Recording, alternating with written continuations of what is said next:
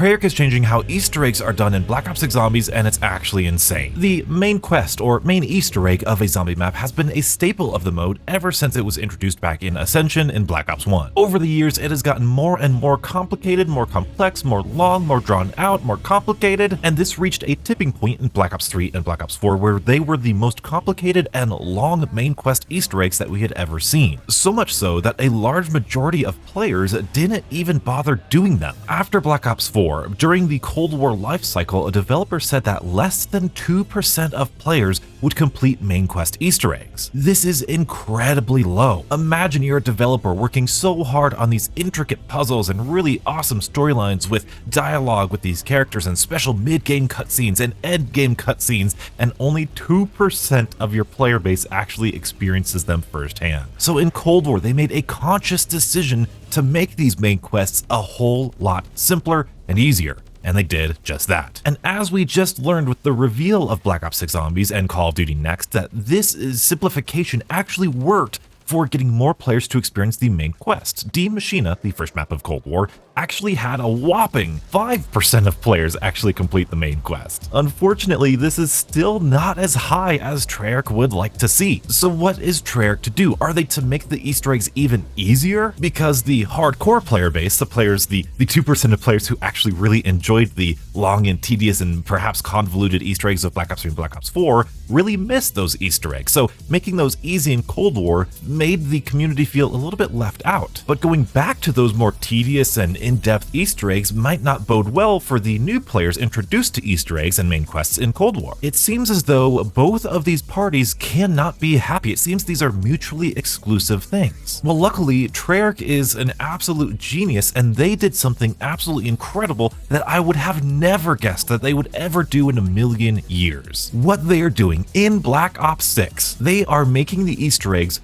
more complicated, a little bit more complex, and a little bit more challenging, so definitely more challenging than in Cold War, which is a good thing for the hardcore players. But casual players have no fear, because in the next half season or next update, seasonal update to the zombie mode, there will be what they're calling the guided quest. This guided quest or directed quest or whatever you want to call it is going to walk you through the main quest step by step with HUD indicators and with round limits. I don't know exactly what this is like, but from what I've heard other people describe it like, it's like as though you are given an objective and you have to do it by a certain round, otherwise you restart the round. For example, in Mauer der Toten, you might need to stop the bus by round 19, and if you reach round 19, you haven't stopped the bus yet, it'll reset you on round 19. It's still before launch, so I don't know if that's exactly how that's going to work, but that's what it sounds like it's going to work like. It feels like they're literally going to hold your hand and take you through the map and show you this main quest. No YouTube tutorials, no guides, no nothing, you just get to experience the main quest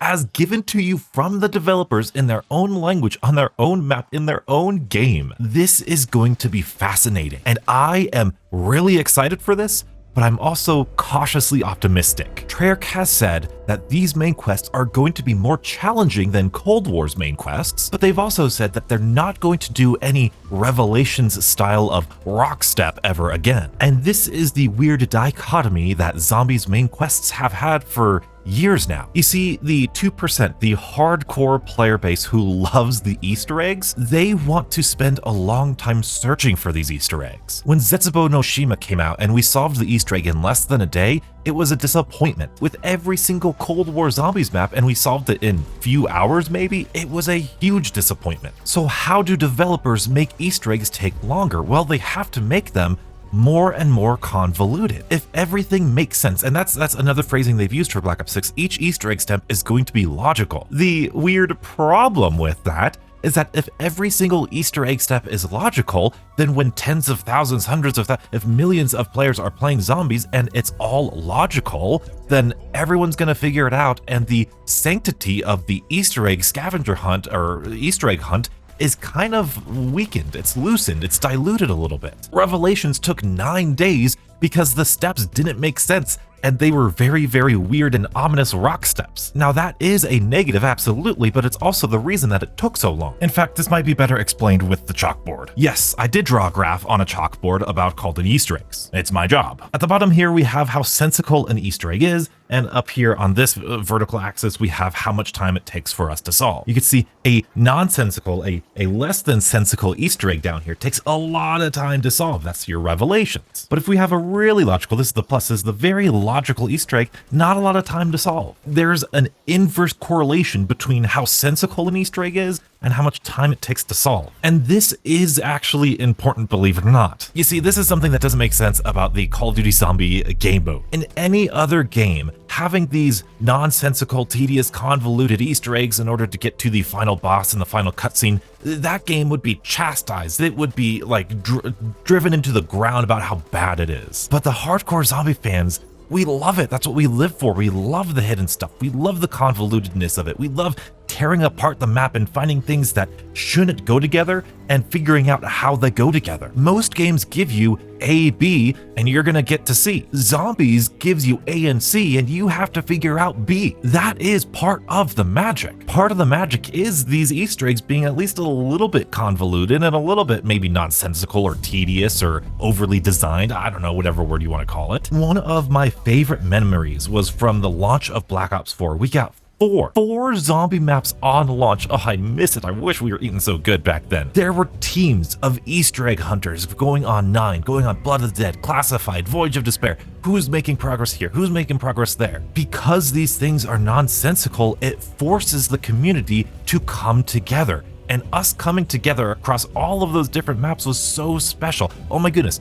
Waffles figured out 9. That's great. That map is off the list now. Let's go see. Oh, we got Voyage of Despair. Oh, it keeps crashing. Okay, we'll get to Voyage of Despair. Okay, cool. We're still looking at Classified. Anything unclassified? Okay, Project Scatty, whatever. And then finally, like a week later, we figured out, or finally somebody did Blood of the Dead because of that weird one trial step there with the ghost and the key thing. It was a magical time because it forced the community to come together, and that's how every single Easter egg hunt is. That's why it makes them so special. If players could figure out the entire main quest Easter egg without any online guides or YouTube videos or Reddit threads or whatever, there wouldn't be the zombies community that we know today. It's weird, it doesn't make sense, a lot of people don't like it, but it's what made the zombies community so special. Because when it comes to power and pack-a-punch and even the wonder weapon, the developers are smart. They designed those things around each individual person being able to figure them out, mostly. But then when it comes to the side quests or the main quest Easter eggs, that's when the developers develop the game for the community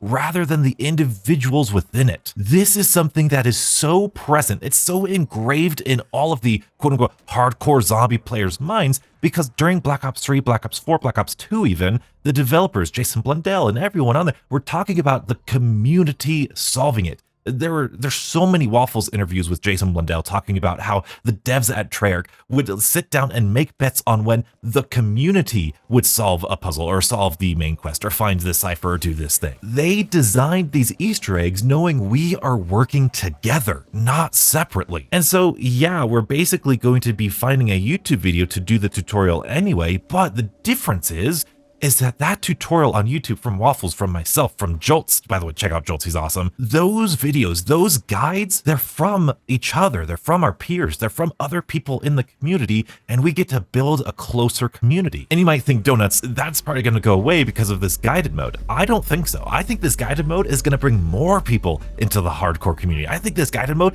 is gonna get people interested on Cold War Easter eggs, on Black Ops 3, Black Ops 4 Easter eggs, because I've seen it firsthand. From my Modern Warfare Zombies experience, I got a lot of people from Modern Warfare Zombies in my Discord, link in the description, interested in Cold War Zombies and Black Ops 3 Zombies, and they're learning and they're growing, and this community is growing because they have a foot in the door from Modern Warfare Zombies. And now I think that guided mode is going to do the exact same thing. It's going to teach people, it's going to be people's first step into the larger world of what zombies can be and is. However, I am worried that when they say the Easter egg steps are going to be very logical and sensical and they're going to make sense and there's not going to be any rock step, I really fear that we're not designing Easter eggs around a community anymore. I fear they're designing Easter eggs around one person being able to figure it out, and that's just never been the design philosophy. Like I said, any other game makes perfect sense, do it, it'd be fantastic, that'd be fine if it was a different game, but this is Call of Duty Zombies, this is not the typical standard game that everybody plays. I was having a conversation with a fellow YouTuber, and he brought up a great example of this. In Zetsubo no Shima, you need an AA bullet in order to shoot down a plane. Now, what is the most logical way of getting this AA bullet? Well, I don't know what is, but I know what's not logical is growing a plant and having the plant give you the AA bullet. However, that actually makes sense because if you're thinking about it from a design point of view, at that step of the Easter egg, the developers know we might get stuck on this thing. We might not know exactly where to go next. So they know when there's tens of thousands, hundreds of thousands of players playing the map stuck at that same progress of that Easter egg, surely somebody is going to be interacting with the water and the plant system, and eventually randomly somebody will have the perfect combination. Hey, I just grew a plant and I got an AA bullet. Oh, how did you do that? Well, I did this after this step and I did that. Oh, cool. Did you water it with this? Did you shoot it with the KT? Awesome. Let's try it. Boom. That is how you get the AA bullet. And now we have this thing that kind of makes sense. I need the AA bullet. Well, I'm going to get it from the plant. It doesn't make logical sense, but it kind of makes video game sense. And that's one of those beautiful examples of you either love that because it's a little convoluted, but it plays with the map specific elements a little bit, or you hate it because how are you supposed to know to grow a plant in order to get an AA bullet? It's a beautiful, beautiful dichotomy that only Zombies has, and it's one of the things that makes the zombie mode so special. But I'm torn because I was the person who hated the convoluted Easter eggs. I was a big poser. I was a big guy. They're so convoluted, they're so tedious, they're so hard, I don't want to do it. The only reason I got into main quest Easter eggs is because of Cold War. And it was through Cold War's easier Easter eggs that I learned, oh, they're actually not all that difficult. So I went back and I played Black Ops 4's Easter eggs and Black Ops 3's Easter eggs, and I said, you know what? These are way better than Cold War's Easter eggs are. And it opened my eyes to the beauty of those Easter eggs. I think Black Ops 6 has an amazing opportunity, the perfect opportunity to introduce all of these brand new players to the wonderful world of main quest Easter eggs. And if you have ever been interested in Easter eggs, have no fear. You're getting that guided mode. You know, if a map releases in Season 1, you're gonna get the guided mode in Season 1 Reloaded. This is awesome. You should be so excited for Easter eggs here in Black Ops 6 if you've never done them, if you think they're a little bit more convoluted. And if I'm giving you reasons to be excited for Black Ops 6, you might even be excited about the armor system after watching this video. Check it out and stay beautiful.